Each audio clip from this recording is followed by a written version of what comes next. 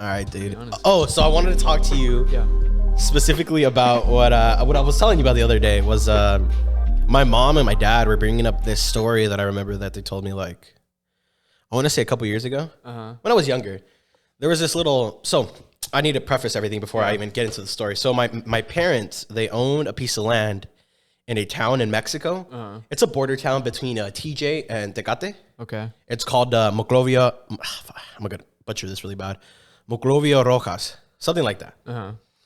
And so they own this land because my godfather, he sold them this land a long time ago because he was in debt and he needed money. And my parents are like, oh, well, we'll buy land in Mexico.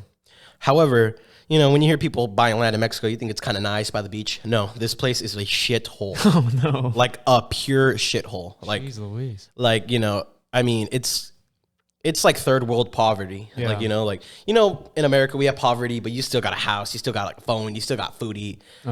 These people over there, dude, they live in sheds. They live like, I like to relate it more to like, if you ever seen Mad Max, they're everything is built up with scrap metals and stuff. That's how they live. When we went to not Puerto Rico, Dominican Republic. That's how it was. It was just nothing but like wooden boards kind of put up and then sheet metal on the side. So yeah, you definitely get that. All the fences were made from different shaped sticks that they found. Exactly, precisely. So it's exactly like that, dude. Yeah. Third world, obviously. So my parents bought land here, and you could tell the people that have money are from America, and the people that live there. Yeah, because obviously you see the people with those, like how you said, scrap metals for doors and then you see the other people, like my parents or other people that come from America, they have actual houses with cement and it looks like a house. Yeah. So my parents own this land here, and they're surrounded by all these people that live there. So the people in poverty.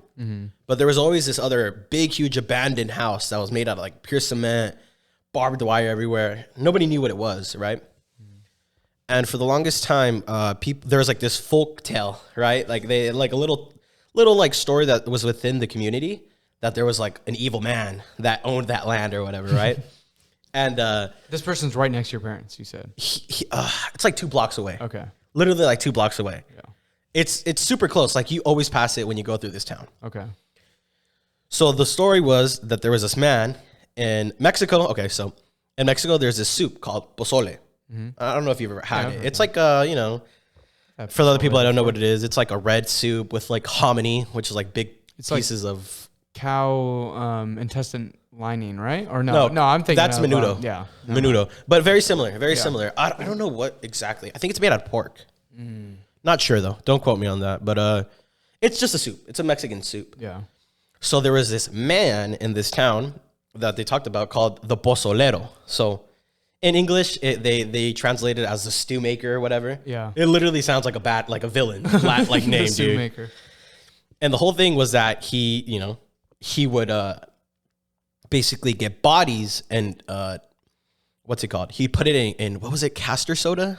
I forgot what they called it. Yeah. He would put the story was that he would put people in this and they would die, obviously, right? Because it would disintegrate the body. He was taking them alive and doing that? So, but that was a story. The story? So nobody knew, right? This was just word around town. Nobody knew. Couple years later, mind you, this is what my parents told me when I was really young. I was like probably like 10 years old. We've had this land forever. Couple years later, 2017, because they brought it up again.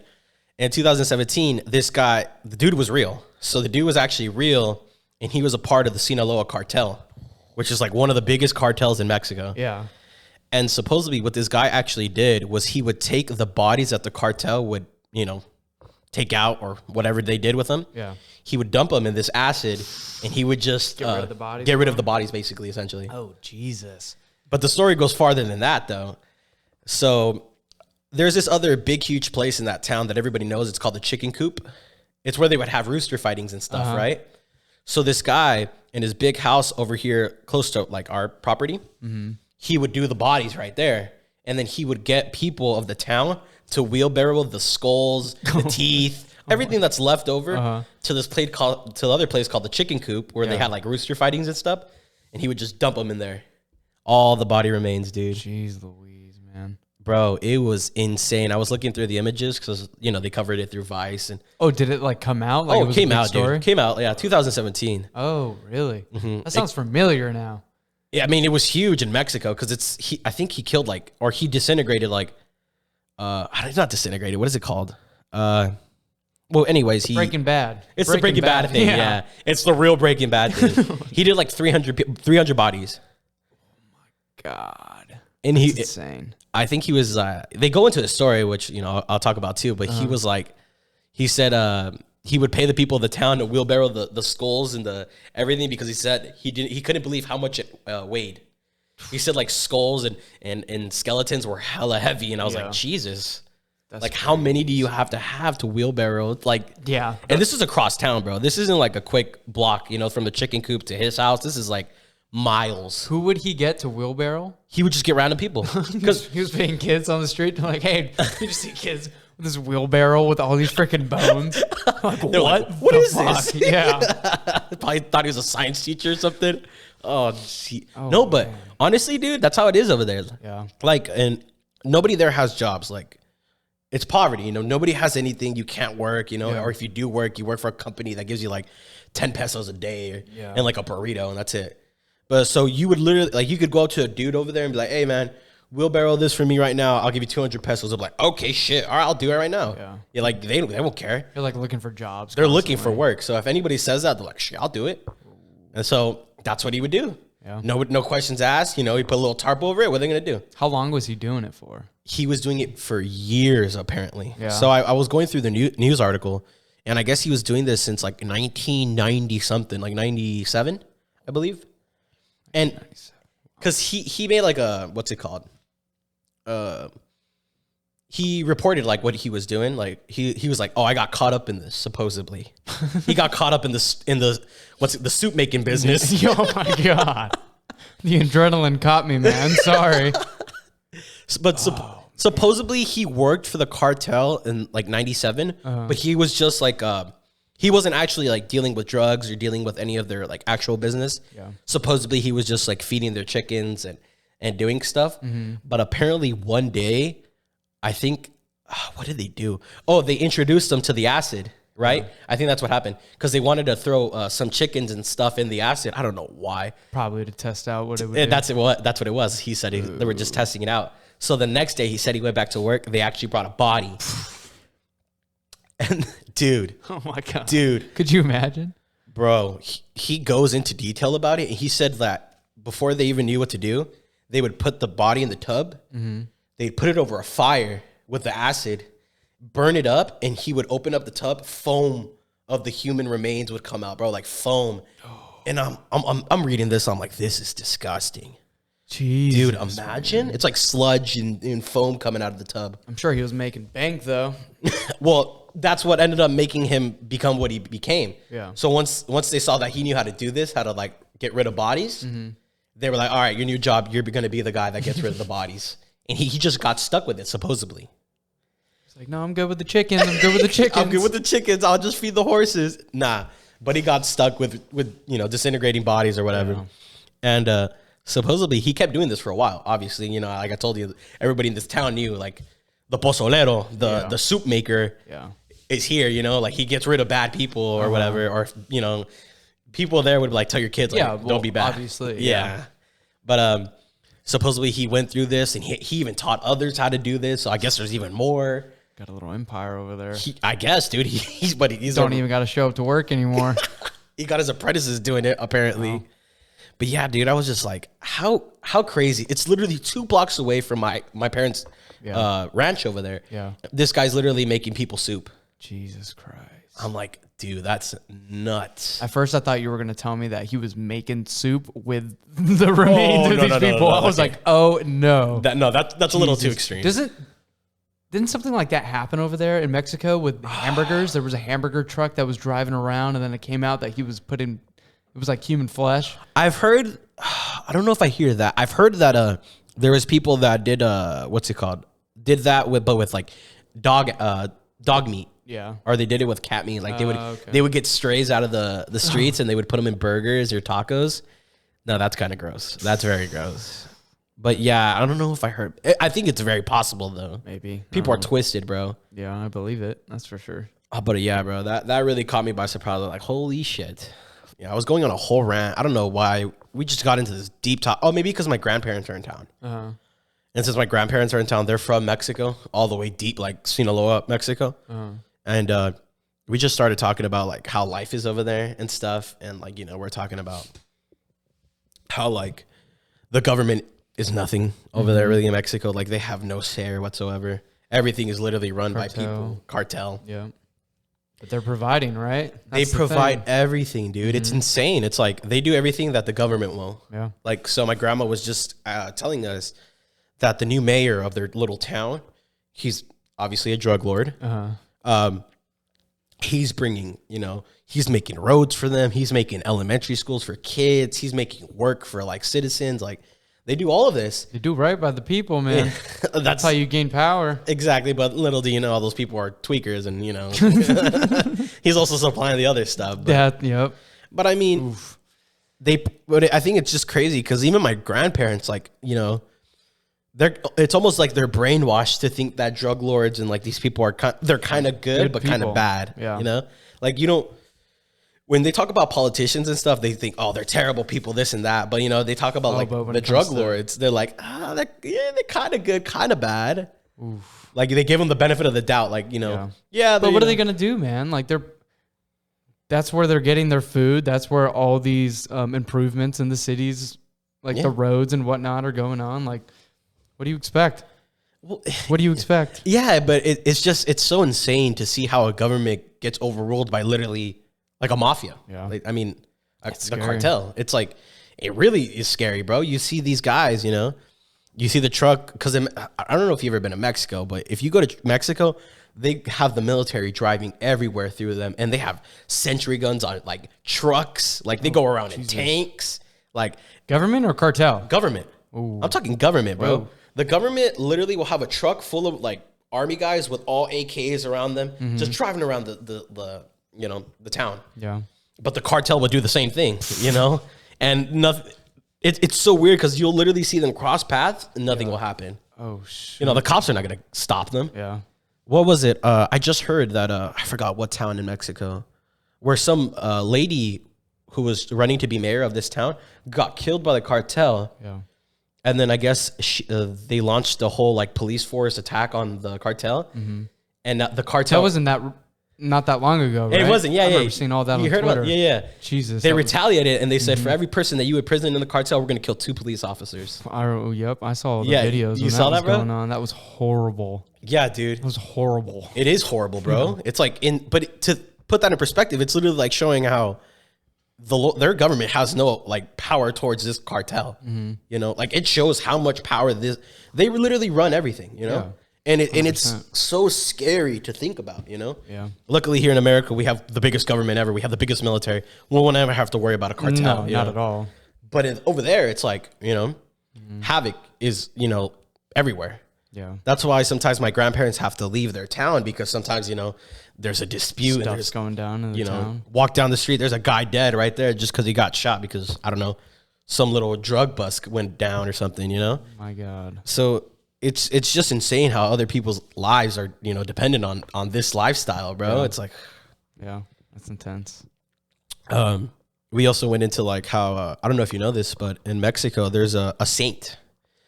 Mexicans are very religious. Yeah. I just did a study for my religion class. 86% of Mexicans are Catholic. Wow. Huge. I mean, we did get raided by Spain, so that kind of makes sense. But Mexico has made a saint who is the saint of drugs, bro. What? Yeah, his name is Malverde, bro. And you can literally, like, if you see like drug lords and stuff, they have a statue of him, and he's literally the only thing he is the saint of drugs. Whoa. Like the saint of drug lords.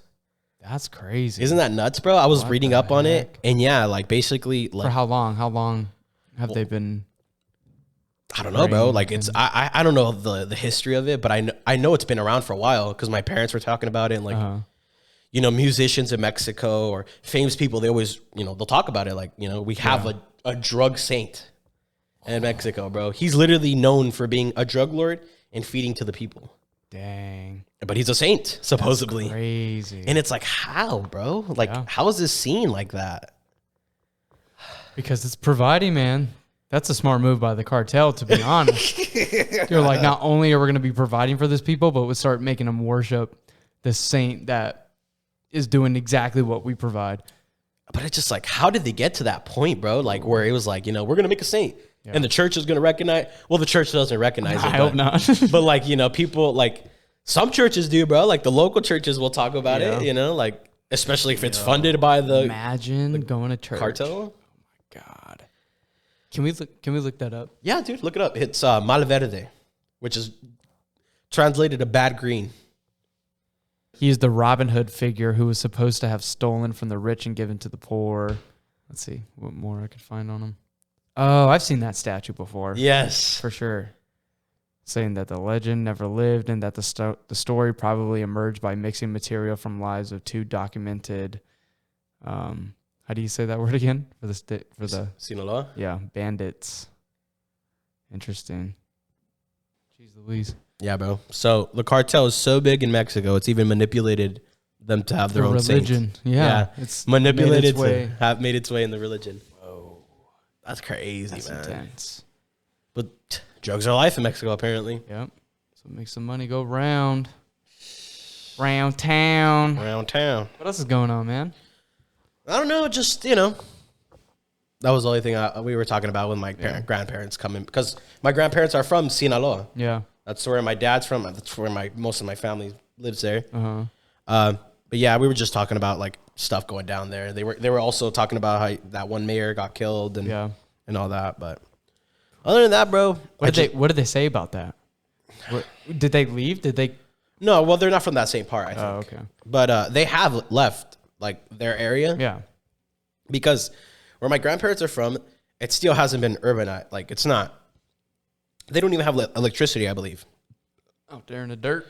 Yeah, like it's in pure dirt area. Like there's no running water. There's no bathroom. Oh, Jesus.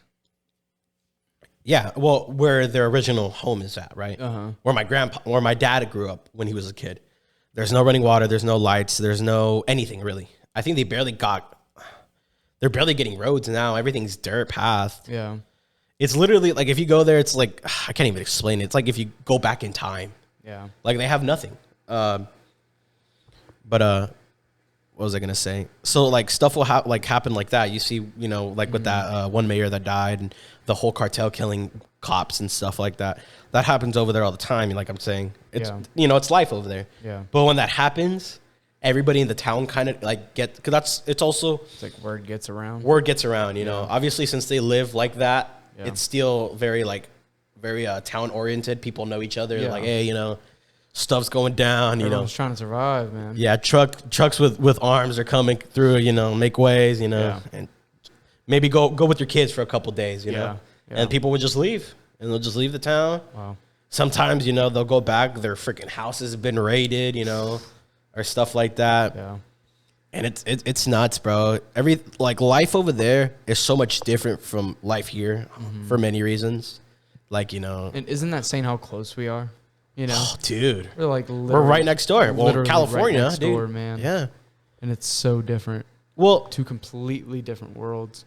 Well, luckily, the places that are right next to us, like TJ and stuff, they're more urbanized. Yeah. They're more since they are closer to us, I think that's why possibly. Yeah. But obviously, the more farther you go in, as long as you don't reach the beach cities or the beach towns of Mexico, they're never like that because they have the beach, they have tourists to come, and that's how they make their money. Yeah. So they don't have to really worry about cartel stuff. But if you're talking about deep desert of Mexico, that's where you got to worry about oh shoot, Yeah. You'll know you got to be wary of well, what am I doing here? Watch your back. Watch your back. Exactly. Oh my God. But yeah, it's just so funny because you go through there's this place really famous in Sinaloa called Culiacan. A lot of people know what it is. It's a famous place for cartels and stuff. Yeah. And you'll see people, they'll drive, their 2002 Honda Civic, and it's just a regular person that lives there. And then the narcos coming in when they're coming in with a Lambo or a G-Wagon through the streets. That's so crazy. I was watching a Joe Rogan podcast where there was a dude who was in the police force in Mexico, and he talked about the corruption in the police force and everything like that. Dude. You knew who was corrupt and who wasn't. because these people were showing up in these super nice cars and you're getting paid the same as me, you know? Like, what? You go home to your 3-story house. Yeah. Nothing would make sense. But they would talk about, like, you would have to discuss certain information only around certain people, and you would have to know when people were around you. Like, could you imagine that work environment? Like, if you knew you had to go bust this, whatever it is, you know, and it happened to be some part of the cartel, if you said it around the wrong person, you're dead. Oh, yeah. Like, you're going to die. Oh, yeah. Because they're ready for you. That is insane. That's what I was telling you, bro. Like, literally everything is run by the cartel. Yeah. They have cops on payroll. They have officials in payroll. They have all of it. It's literally like, you know, you see in the movies, you know, how, like, there's corrupt politicians. And I'm assuming, in real life, there probably is really corrupt politicians like that. Yeah. But in Mexico, everybody's corrupt like that. Mm-hmm. Like, it's not, I'm not offending anybody when I'm saying everybody's corrupt. In Mexico, you get pulled over, any cop, they'll be like, to keep money on you. Yeah, right? they'll be like, hey, how much you got in your wallet? That's what they'll tell you, bro. And you'll be like, oh, that's why you got to be smart, Yeah, nothing.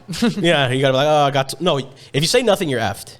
Really? You actually have to give them something. What? Yeah, don't ever, like, okay, here, tips for anybody if you go to Mexico. You ever get pulled over by a cop? First rule of thumb, never keep all your cash in your wallet. First rule of thumb, always keep it somewhere else. Put it in your sock. Put it in your sock, put in your, not even in your car, you got to hide it. You really got to hide it. Yeah.